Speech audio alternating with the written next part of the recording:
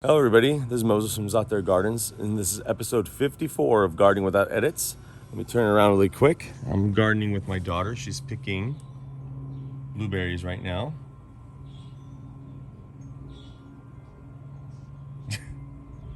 And I'm over here harvesting the donut peaches.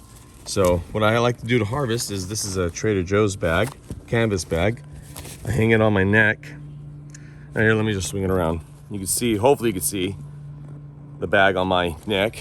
I really want to put a strap on the side here and wrap it around my lower back. But this year, you can see how this limb was like this.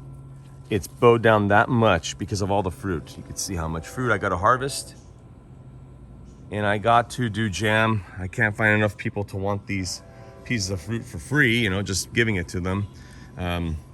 So I got to make jam again. So let me just zoom out so you can see how much there is. We're talking, I would say 600.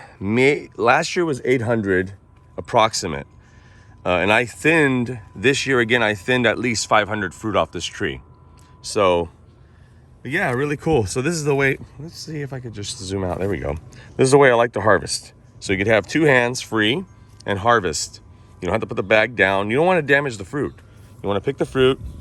Now here's the thing. So some of these are small like this. They're not going to get any larger anymore. We're going to get hot soon. Here in Central California, zone 9B, like soon meaning in 3 days, we're going to get hot. They're not going to size up. They're just going to ripen. So you might as well pick it now, because if it ripens on the tree, you're going to get problems with earwigs and birds. The birds are always in your garden. You are not. The birds are always going to win. So harvest it while it's still hard and just ripen in the house. Right, Talene? All right, everybody. Happy gardening. Bye.